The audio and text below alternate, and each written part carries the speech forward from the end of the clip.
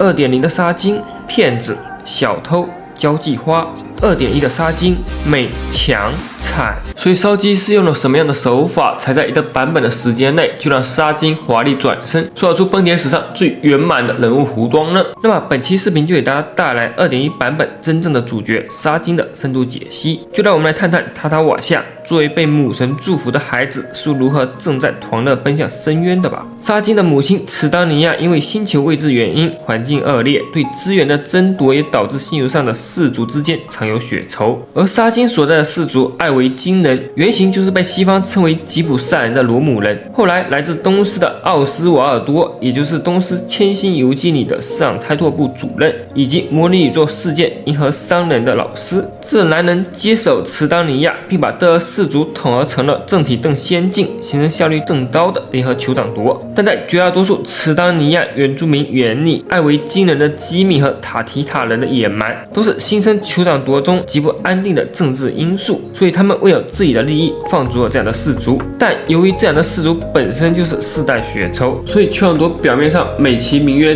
给予他们自治的权利，实际上却是一场借刀杀人的阳谋。果然，在名为塔塔瓦之夜的夜晚，塔提塔人向艾维金人发动了突袭，并将人数本就不多的艾维金人彻底灭绝。而市长开拓部则以评判的名义出手解决了塔提塔人。我们从沙金和姐姐的对话中可以得知，天上的黑人，也就是东斯，曾许诺艾维金人会支援他们，但最终灾难发生的时候，东斯却没有出手。背后的原因虽然没有明说，但不外乎是他们一开始就已经和酋长国的队伍们达成了意见上的统一，又或者遵从纯护星神的东斯压根不在意这帮异端的死活。总之，在一场特意引发的阴谋下，两家世仇从此湮灭在了历史的尘埃之中。只有被姐姐要求离开的塔塔瓦夏一人活了下来。举目无亲的塔塔瓦夏虽然逃出了升天，但还是沦落进了泛银河的奴隶市场，并被某位埃及哈佐的买家用60赤铜币买走，还强制加入了一场只用于取悦主人的生存游戏。最终塔塔瓦夏活着出来了，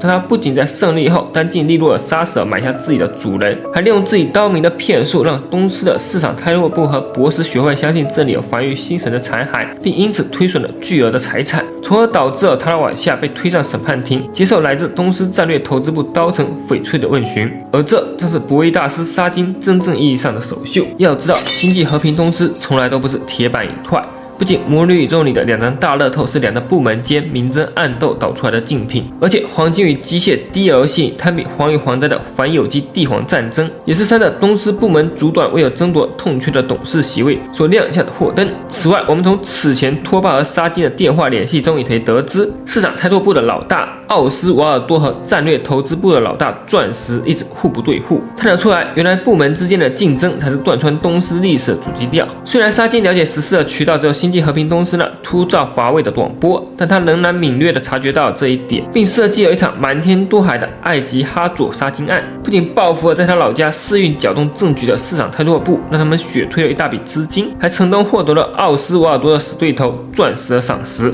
最终在翡翠的引荐下成为了实心10人的一员。因为在他眼里，借钻石之手扳倒奥斯瓦尔多的市场开拓部，才称得上是真正的复仇。这就是沙金。他既不会因为对复仇的渴望而走上寻猎的道路，也不会因为自己骗术的高明而接受欢愉的胆子，而是选择加入纯护。因为他是个端孩子，他答应过姐姐要让自己活着，存活下艾维金人唯一的血脉。但这男人的底牌又很少，所以必须要用赌的方式，才能在牌局中留给自己一席之地。而他的每一步看似豪赌，但背后却是对现有的极少资源的最大化利用，直到没有退路的情况下，才会用最冲击性的方式把自己押上赌桌。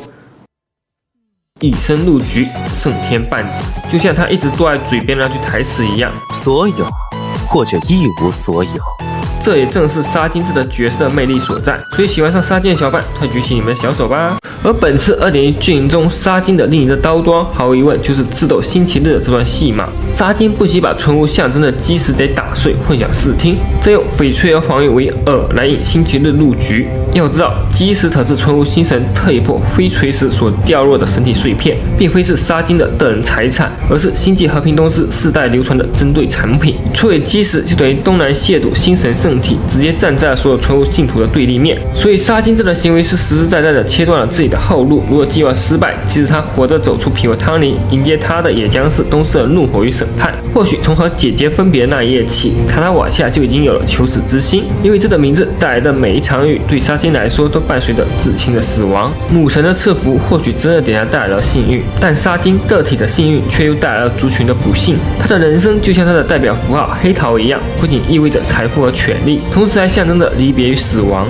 此外，黑天鹅的角色度视也暗示了沙金托世渴望的表象下，其实暗藏着长久难寐的创伤。可他又是氏族最后的希望，绝不能轻易死去，所以他还设计出这场浩大的谢幕演出。无论自己是否能如同计划的那样进入真正的皮沃汤尼，只要能逼迫皇权者的令死出手，让自己在梦中体验完整的死亡，就既可以让家族和星期日得到一个东斯刀城作为破坏秩序的祭品，也能在不抹东斯面子的情况下借题发挥，换来同僚们上桌的资德。至于沙金自己，也将从无尽的漩涡中彻底解脱。如果说在皮沃汤尼中沉睡就是死亡的预演，那沙金或许早就在此前的人生中预演过成百上千遍了，所以他自然而然的先于主角团一步逼近了梦境的真相。正如同 2.1 版本的标题那样，他终于可以狂热的奔向深渊了。当然，这一段和星期日的制作中，制作组也埋藏了大量的细节。首先，比较反常识的是，沙金并不是某种金属，而是一种形态接近翡翠的石英。但无论光泽质地还是收藏价值，都和托帕石一样，远逊于被称为硬玉之王的翡翠。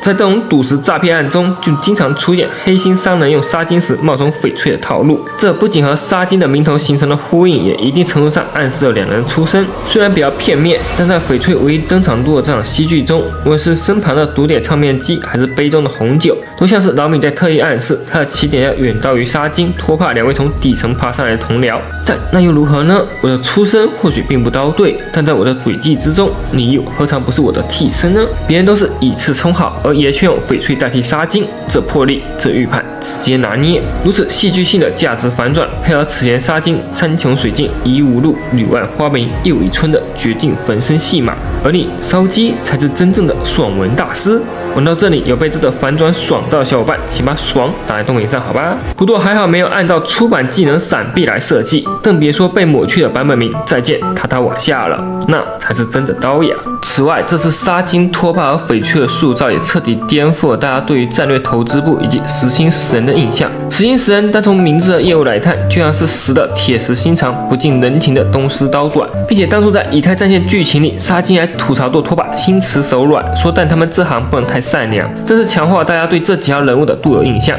似乎实心食人中的大部分都是不达目的、不择手段的灰色人物，就托帕这个底层书生、上海年轻的成员还保留了那么一丝人情味。但读完 2.1 剧情后，我们能看到，虽然前面所有东西的主基就是这种竞争，但是托帕和翡翠居然真的把基石给了沙金，并且他们也有着即使沙金失败了，他们也能及时补救的自信。实心食人的团结出乎意料，但用3颗基石作为赌注，真是相当有魄力。这种彼此信任、相互协作、团结互助，是多么让正处职场的打动人梦寐以求的呢？所以想等沙金、翡翠时装以及托帕附特小伙伴，请在弹幕里透过1好吧。而在剧情的最后，当黄泉一刀把沙金斩入皮沃汤尼的深层梦境，沙金再次证明自己赌赢了。皮沃汤尼的确没有真正的死亡，而沙金时的端泽消失，也象征着东斯的入场计划已经成功。在 2.2 版本，沙金这个角色或许将迎来最后的升华。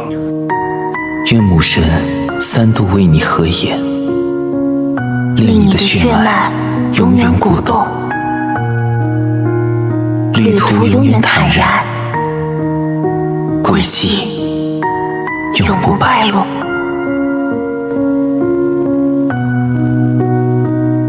感谢大家3点多的支持，我们下期视频再见啦！